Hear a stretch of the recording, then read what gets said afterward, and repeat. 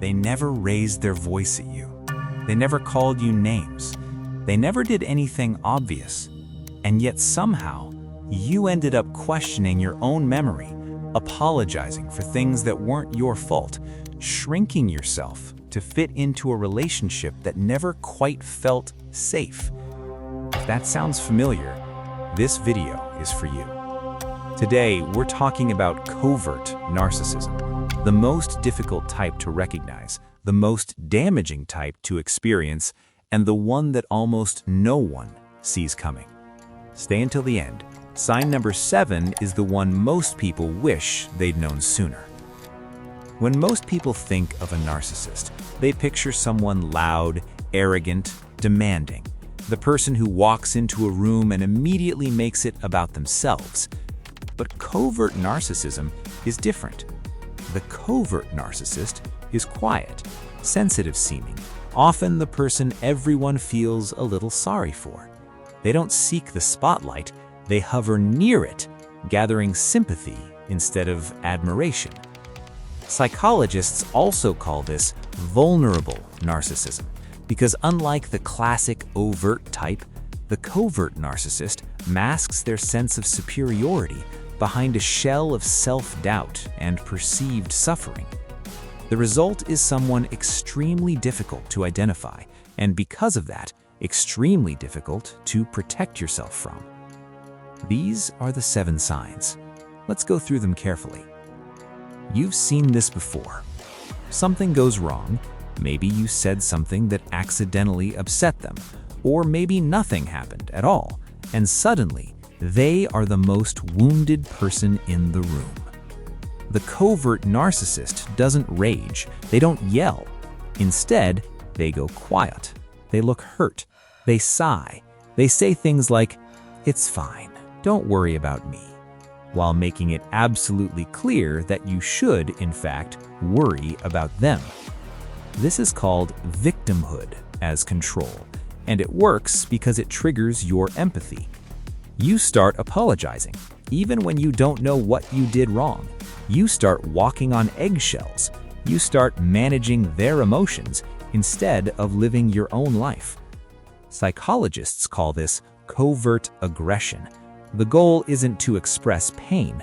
The goal is to make you feel guilty, responsible, and indebted.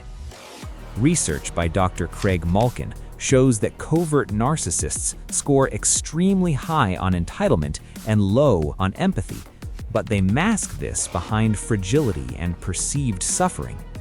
Their victimhood isn't real vulnerability, it's a strategy. They often bring up old wounds in new arguments. They can remember every time you hurt them, but conveniently forget every time they hurt you. A covert narcissist rarely insults you directly. That would be too obvious, too easy to call out. Instead, they've mastered something far more subtle, the backhanded compliment. "You did well. I'm actually surprised." "You look great today. Did you finally start taking care of yourself?" "You're so much smarter than people think." On the surface, these sound like praise, but beneath each one is a hidden message that your normal state is disappointing, that your baseline is low, that other people don't think highly of you. This technique is called negging in psychology. The purpose is to slowly erode your self-confidence while maintaining the image of someone who's just being honest or trying to help. This pattern is documented in research on passive-aggressive behavior. The ambiguity is intentional. When you react, they can say, "I was complimenting you. Why are you so sensitive?" This puts you on the defensive and makes you question your own perception. That self-doubt is exactly what they're cultivating. After spending time with them, you often feel vaguely bad about yourself, but you can't quite explain why. That's not a coincidence. Everyone makes mistakes. The question isn't whether someone hurts you, it's what they do when they realize it. A covert narcissist doesn't apologize. Not really. What they do instead is explain. They'll tell you why they did what they did, They'll remind you of what you did first. They'll reframe the situation so that somehow by the end of the conversation, you're the one apologizing. I only said that because you made me feel like, I wouldn't have done that if you hadn't. You're too emotional to understand what I meant. This is called DARVO: deny, attack, reverse victim and offender. It's a defense mechanism documented in trauma and abuse research. The covert narcissist uses it every time accountability comes close. The victim costume they wear protects them from ever having to genuinely take responsibility. If you've been in a relationship where you can't remember the last time they said, "I was wrong, I'm sorry," without a but, pay attention to that pattern. Silent treatment is another weapon, but it goes beyond silence. They withdraw warmth when you need it most. They become emotionally unavailable in ways that are impossible to confront because nothing is explicit. And that's the point. Withdrawal is control without fingerprints. When you chase their warmth, when you reach for their approval, when you try to fix the distance, you give them power. This is called intermittent reinforcement, a psychological mechanism studied in behavioral science. When affection is unpredictable, it becomes more powerful, not less. Over time, you become conditioned to work harder for small moments of connection. In healthy relationships, distance is discussed. In relationships with covert narcissists, it is used as punishment and control. Something interesting happens when you succeed around a covert narcissist. You get a promotion, you share good news, something in your life is going well.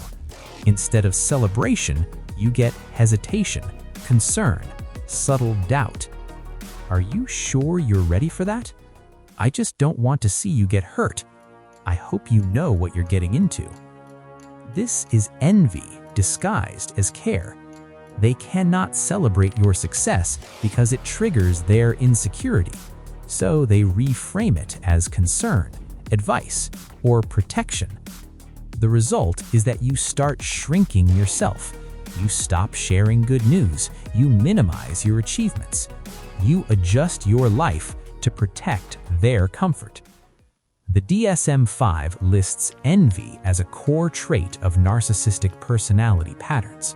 Covert narcissists express it passively through discouragement instead of direct competition. If someone consistently responds to your success with worry or doubt, that is not care, that is control. You ask for something simple: emotional support, consistency, basic respect, and somehow you end up feeling guilty for asking. This is one of the most damaging patterns. You are slowly trained to believe your needs are too much, that your emotions are a burden, that asking is selfish. So you stop asking. You become smaller, quieter, less expressive until you barely recognize yourself. Psychologists call this needs invalidation. It reshapes your sense of self over time.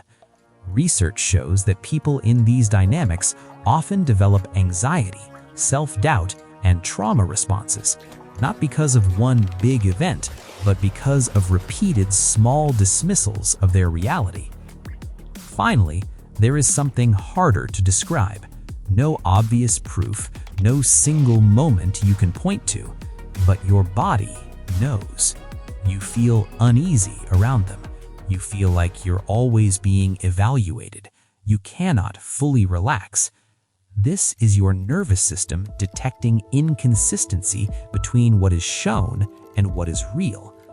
Covert narcissists often maintain two faces, one for the world, one in private.